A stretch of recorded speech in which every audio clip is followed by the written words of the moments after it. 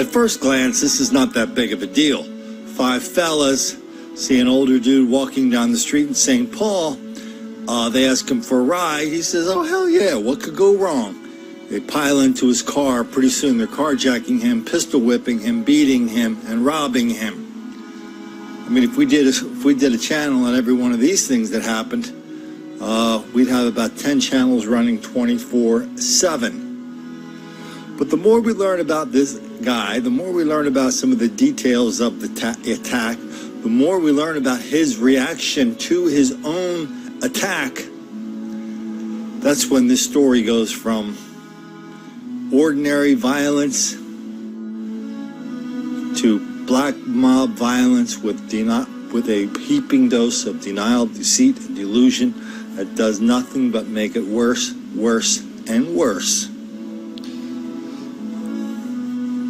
The story begins out there in the famous twin city of St. Paul, Minnesota, with a guy named, what's his name? Michael RAMBO.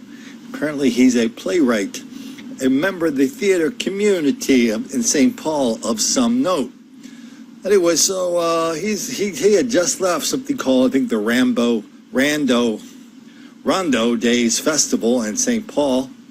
This is a festival dedicated to African Americans in St. Paul. We ought to have a bell go off in the story for every time they mention or refer to some kind of artifact of African American life, culture, whatever. So anyway, he's going to this, goes to this big thing, walks around, he's the big kahuna. Everybody says, hey, what's up, man? I really like your plays. Really like the way you put it to the white people in your plays. He goes, yeah, what can I do? It's easy work.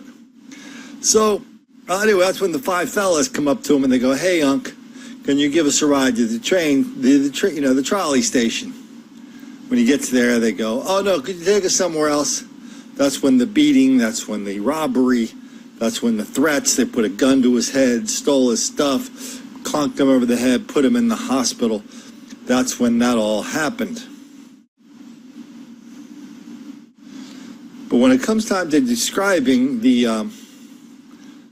fellas involved in this, there were just 5 young men between the ages of 14 and 18. Here's another reference to the African American neighborhood that was severed by the construction of Interstate 94. So that's not only a reference to the African American neighborhood, it's also a reference to how somehow, because we built a freeway through this ghetto, that destroyed the ghetto. A common theme that's told throughout the country, and it's a common excuse for the ridiculous level of dysfunction, violence, mayhem, and chaos in black neighborhoods. Oh, I'm sorry, African American neighborhoods. So they're going to give us some details about the attack, blah, blah, blah, blah, blah, blah. And have we heard this before? Many, many times. Guns, beatings, stole the car, blah, blah, blah. Anybody surprised? Does anybody come up and go, wow, this doesn't really happen in St. Paul? No, it happens in St. Paul all the time. And when you ask, if you call the St. Paul Police Department and you say, this is what I used to have to do when I first started out, before people who knew what was going on started sending me these stories, I'd have to call up and say, hey, can you tell me the racial identity of the people who clunked that dude over the head? And St. Paul and Minneapolis were probably the 2 worst ones for claiming they don't notice the color of crime. They don't pay attention to that. How could I ever ask anything like that? I'm a bad person for asking. But of course, if you go to their website, you could see this is one of the most racially conscious cities in America. It's all about affirmative action. It's all about black people being hired in St. Paul and in Minneapolis. It's all about when they take the test to get a civil service job, reducing the scores, getting help, extending the time. They're very proud of this. Nobody's hiding this. They're very, very proud of that in Minneapolis, St. Paul. Okay, here we go. Okay, so, what we just heard, Is what we just heard worthy enough to bring this to attention of a national audience? Not really. But now let's look at this. Let's pick up the victim. Learn a little bit more about him and his reaction to this story. RAMBO, his name is, that's the theater guy's name, the victim. RAMBO expressed no anger towards the carjackers. I'm saddened that there are so many who are lost and looking for a way out. On Saturday, he'll celebrate his birthday. While the incident has caused him to miss work, including the reading of his new play, he hopes to get clearance from his doctor to resume work soon. And then he talked about all his neighbors are coming over and saying they're commiserating with him and all this stuff. Here's the weird thing about all the people that are commiserating with him, as we're going to kind of learn more about him. They'll come over and say, oh, that's really terrible. Those 5 black people beat the hell out of you and almost killed you. But in St. Paul and Minnesota, if you go, yeah, well, when we catch these 5 guys, what should we do with them? The same people commiserating with this guy for having his head split open, they're going to be the first in line to say, well, we got to just pat him on the head and send him on the way for reasons that we will find out in a second. In the meantime, this dude is savoring the outpouring of support from the community. A neighbor stopped by during the interview to ask after his health. RAMBO has taken a philosophical approach to the incident, invoking Martin Luther King Jr., who dreamed of creating a beloved community. Another black reference. They got references to everything black in this dude's life, except for the people who beat the piss out of him and tried to kill him. Oh, by the way, when the story opened up, there's they're doing the description of what's going on in his house.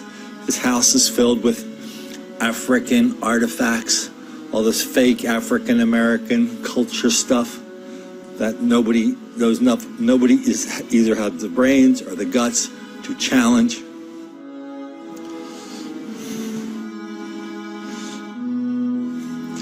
Okay, let's get back to Mr. RAMBO.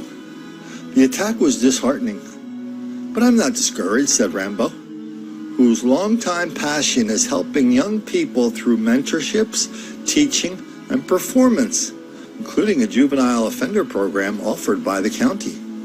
So this dude has dedicated his whole life to the cause. That's his life. He's down with the cause. And now he just figured out the cause is not down with him. Instead of reevaluating his entire life, his entire way of thinking, his entire lifestyle, his entire fake African-American culture business, he's doubling down on it. Quote, this is actually a pretty good one because it shows a lot of creativity for a new excuse. We don't even hear this one that much. Our children, with technology, are living very isolated lives. I don't think this guy has any kids. Anyway, and they're seeing that people in high places, people who have power, don't reap consequences for their behavior. Well, that's a good one. But the more people are able to connect to each other to create community, the more we can see others and have some empathy. Then we will all be better off. How about an alternative explanation from good old Colin? The more you excuse this kind of ridiculous level of black criminality, violence, and attempted murder, the more you excuse it, the more it's going to keep happening. How's that sound? You fool. Put that in your next play. Let's have a play about a playwright who's living in this bubble. The bubble gets popped, and he just keeps living in the bubble as if the bubble is still intact. I've got a better idea. Why don't we go out to Indianapolis very briefly? There's a writer in Indianapolis.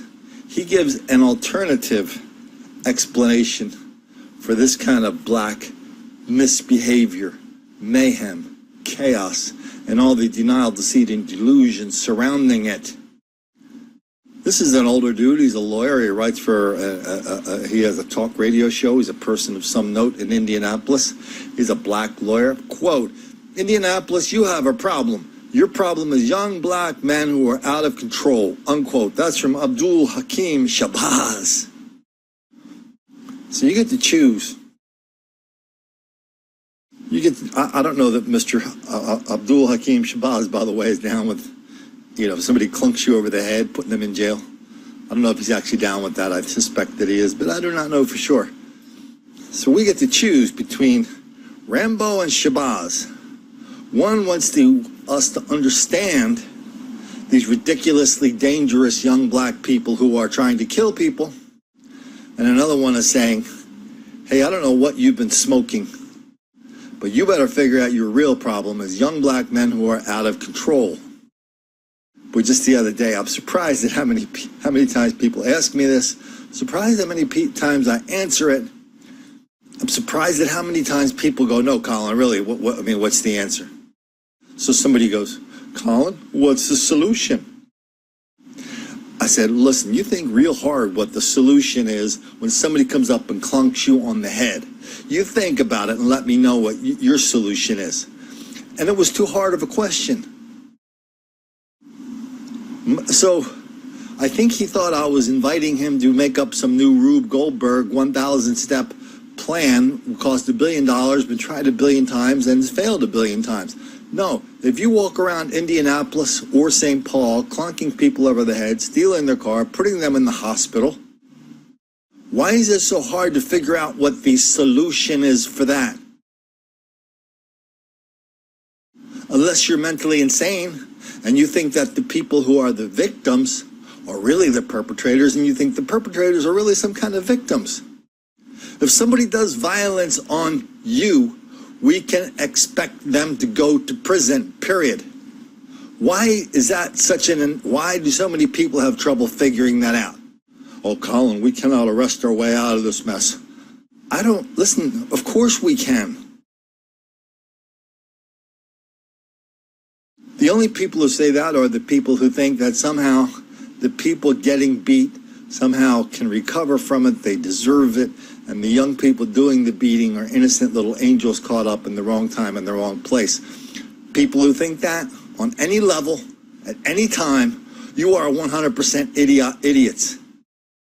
And so if you're looking at these 5 guys here that tried to kill Mr. RAMBO, if at any time during the cycle from arresting them to trying them to convincing them, convicting them to sentencing them to prison, if at any time during the cycle you look at any one of those guys and go, well, I don't know, Colin, we're going to ruin them for the rest of his life by putting him in the system. Can't we just pat him on the head and make him promise not to do it again? If any time you find yourself or your friends, anybody you know, your neighbors, I heard it from one of my neighbors the other night after she was trying to convince me how tough she was on crime, when in fact she gave me the mentally insane answer.